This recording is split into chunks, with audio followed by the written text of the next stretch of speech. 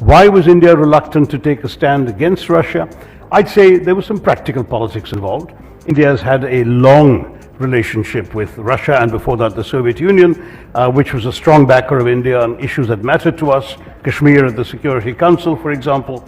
The Russians often protected us against hostile action by other powers. There's a long series of IOUs there.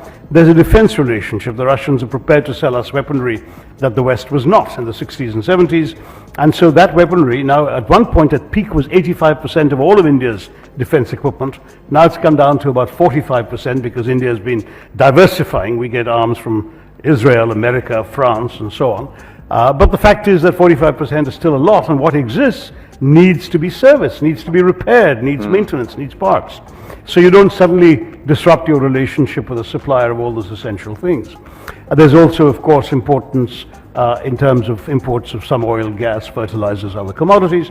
So it's a relationship with some substance that India did not want to lightly dismiss by completely taking a hostile stand. That much I can understand, but I do believe we could have told the Russians where we stood, and it was interesting that finally Prime Minister Modi in Samarkand said directly in front of the world's cameras, "This is not an era for war, Mr. President," which is as clear a message. And as recently as November, Jaishankar, the foreign minister, was in Moscow and he kept talking about the vital importance of peace and dialogue and so on. So I'd say that India in its own way is pushing for a solution.